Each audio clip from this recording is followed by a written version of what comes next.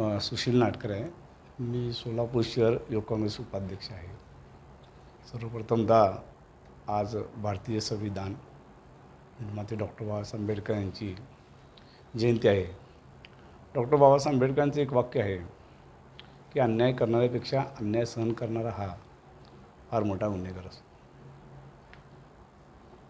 15 वर्ष काँग्रेसमध्ये काम करत असताना पक्षाकडून कुठल्याही प्रकारची अपेक्षा न करता ना आमदाराकडून केलं नाही, ना पक्षाच्या वरिष्ठांकडून केलं नाही. पक्षाने जोही आदेश दिला तो घेऊन सर्व आम्ही काम करत होतो. आणि जे बी आदेश होता राष्ट्रीय नेत्यांच्या सभा कार्यक्रम आमच्या भागात आम्ही करत होतो. आमचा एक ग्रुप होता मित्रांचा. माझं सर्व करत असताना पक्षाने आम्हाला काही दिलं नाही, पण एक शाबासकीची कुठल्याही प्रकारची थाप दिली नाही. आम्ही वारंवार पक्षाकडे जात होतो काम घेऊन, आमदाराकडे जात होतो, पण काम होत नव्हतं. ते वारंवार आपले पेला सांग याला सांग. आम्ही म्हणलं आता काय एवढं वर्ष काम केलो, ज्यावेळेस निवडणुका येतात त्यावेळेस आदेश येते काम करा, याद्या घ्या, बूथ घ्या, घरोघरी जावा. किती वर्ष करणार? मग आम्ही ठरवलं की आमचे सर्व मित्रमंडळी किंवा आता आपण थोडंसं काहीतरी बोलावं. मग मी सोशल मीडियावर एक पोस्ट केली आम्ही बसून की बाबा एवढ्या वर्ष आम्ही काम करत असताना कुठल्याही पक्षाच्या आमदारांनी आम्हाला वरिष्ठाच्या कुठल्याही पदाधिकाऱ्यावर नाराजी नाही, मेन आमदारावर नाराजी आहे. कारण ज्या आमदारासाठी आम्ही 15 वर्ष राबून त्यांना प्रत्येक वेळेस आमच्या भागातनं बढत देतो, प्रणिती शिंदे, आणि असं असताना आमदाराकडनं कुठल्याही प्रकारचे काम न होता एक शाबासकी पाठीवर पडत नाही.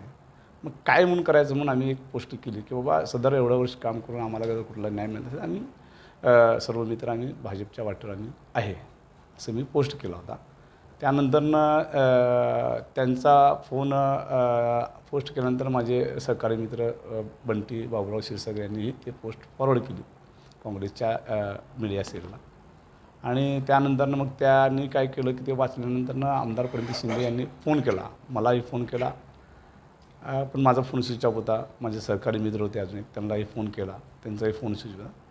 मित्राचा फोन बाबुरावचा लागला आणि त्यानंतरनं ते त्यांच्यात जी काय संवाद झाला ते व्हायरल झालं. सांगायचं तात्पर्य हे आहे की आमदार हा कुटुंब प्रमुख आहे. तर त्या कुटुंब प्रमुखाचं कार्यकर्ते नाराज झाले असेल तर त्यांचं काम आहे, कर्तव्य आहे की त्यांना नाराजी दूर करणे, समजावून सांगणे. आम्ही व्हायरल केलं असलं तर आम्ही तुमचेच कुटुंबातले. तुम्ही आम्हाला बोलवलं, त्याच तुम्ही आम्हाला बोलवलं त्याच तुमचं काय होतं? अहो अक्षरशः कुठं अंगावर एखादा वाघ अंगावर येतो असं तुमचा चेहरा होता.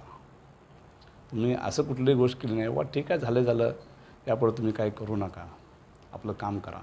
तसं न करता तुम्ही अजून उलट आमच्यावरच तुम्ही आरोप केला, ब्लेम केलं, आम्हालाच रागवलं. व्हायरल करण्यामागचा आमचा उद्देश एकच होता की आम्ही 15 वर्ष काम करत असताना कुठल्याही प्रकारचं काय कुठलं संधी मिळाली नाही, कामाची मिळाली नाही, कुठला रोजगार मिळाला आहे, का नाही मिळाला.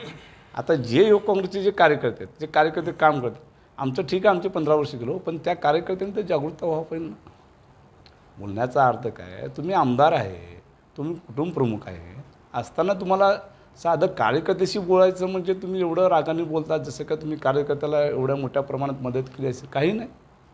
अहो तुम्ही आमचं समजावून सांगितलं, आमचा व्हायरलचा संबंधही नव्हता, आम्ही जाऊन कामाला लागलो असतो.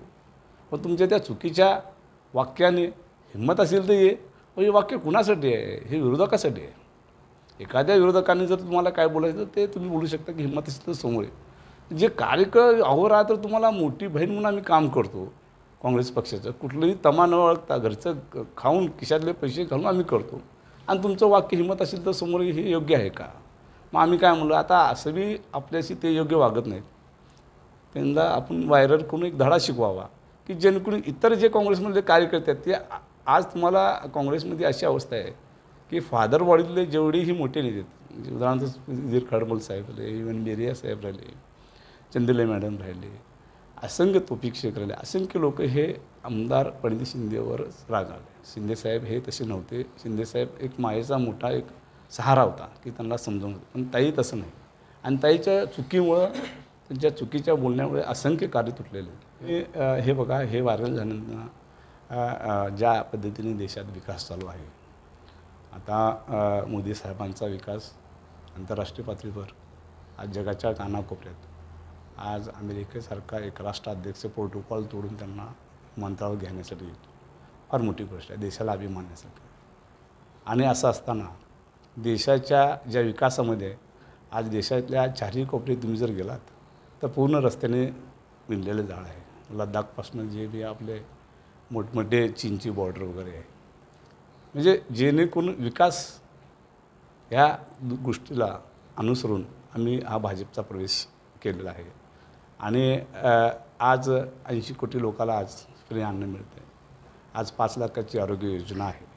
अशा विविध योजनेच्या माध्यमातून मोदी साहेबांचं जे आमची जी मित्र कंपनी होती, म्हणजे आम्ही जे ग्रुपमध्ये काँग्रेसचं काम, त्यांचे फोन आले, तुम्ही चुकीचं वागले. आमचे शहराध्यक्ष बाबा कोण त्यांनी म्हणले चुकीचं केलं, असं करा नाही आपलं. म्हणून आम्ही